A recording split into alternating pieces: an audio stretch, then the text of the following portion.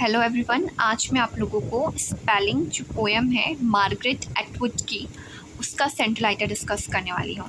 But उससे पहले हम थोड़ा मार्गरेट एटवुड को जान लेते हैं, ओके, कि ये कौन है। So Margaret Atwood, a Canadian poet and novelist, literary critic and essayist, environmental activist. Okay, ये पोएट भी हैं, नॉवलिस्ट भी हैं, लिटरेरी क्रिटिक भी हैं, एस्से भी लिखती हैं और एक इन्वायरमेंटल एक्टिविस्ट भी हैं। इन्हें बुकर प्राइज़ मिला था 2019 में अपने फेमस वर्क द टेस्टामेंट के लिए, जो कि सेम ईयर में पब्लिश्ड भी हुआ था, द टेस्टामेंट। ओके, इनके अदर वर्क्स हैं मार्गरेट एटवुड के the handmaid's tale, surfacing, power politics, morning in the burn house. Okay, so ये इनके अदर वर्क है। यहाँ पे हम मार्गरेट एटवुड को एज अ पोएट डिस्कस करेंगे।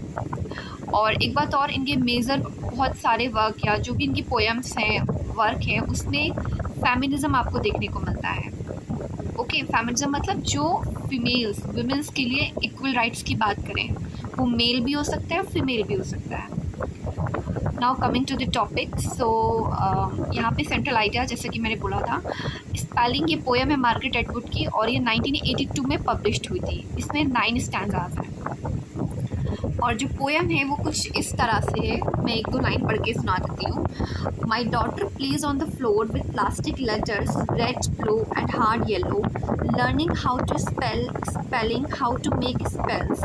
आई wonder how many women denied themselves daughters. तो ऐसी कुछ लाइन्स हैं जिस इसमें आपको, जब आप ये पोएम पढ़ेंगे तो इसमें आपको रेपिटेशन देखने को मिलता है। जैसे कुछ एक दो स्टैंजा बाद एक लाइन आती है कि a child is not a poem is not a child, there is no either no और।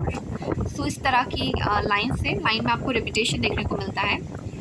ओके, 1982 में पब्लिश्ड हुई, 9 स्टैंजाज हैं इसमें। The speaker explore all the different identities a woman take on her lifetime and how society limits women from pursuing those that deviate from her place in the home. तो जैसे मैंने बोला कि इनकी poem या इनके works में आपको feminist point of view, feminism देखने को मिलता है, वुमेन्स के पर्सपेक्टिव से लिखती है। पहली बात ये खुद है, तो एक खुद से उस चीज़ को एसोसिएट करना काफ़ी लाजमी है। इन्होंने इसमें ये दिखाने की कोशिश की है कि कैसे वुमेन्स की जो आइडेंटिटी होती है, पहचान होती है, वो as a daughter in law, as a mother, as a wife, उसी के रूप में सोसाइटी उन्हें पहचानता है। उनकी खुद की कोई आइडेंटिटी हो नहीं पाती है। एक्चुअली जैसे मैंने बोला कि जो पोएम है वो ऐसे बिगिन होती है कि उनकी जो डॉटर है वो फ्लोर पे खेल रही है स्पेलिंग्स यानी अल्फ़ाबेट्स के साथ। तो इसमें मदरहुड यानी कि जो माँ बनने के बाद जो स्ट्रगल होता है कि अपने बेबी को, अपने चाइल्ड को संभालना है, उनका खुद का कोई प्रोफेशन नहीं रह जाता।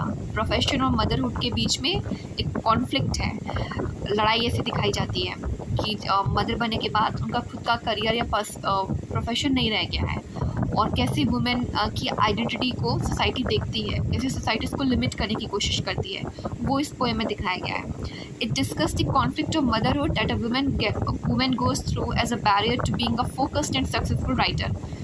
ओके, क्योंकि वो खुद भी हैं।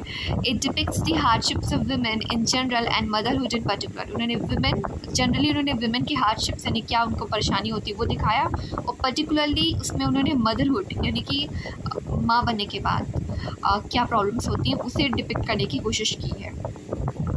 सो इस पोएम में आपको मदरहुड और प्रोफेशन के बीच में कॉन्फ्लिक्ट या स्ट्रगल देखने को मिलता है कि कैसे क्या क्या प्रॉब्लम्स फेस करनी पड़ती हैं, सोसाइटी कैसे वुमेन्स को लिमिट करता है, कैसे एक बच्चे की केयर सिर्फ माँ को करनी पड़ती है। ओके, सो ये चीज़ें आपको देखने को मिलेंगी इस पोएम में जब आप पढ़ेंगे। आई होप आपको कुछ अच्छा लगा हो तो like the video, like the channel and subscribe it.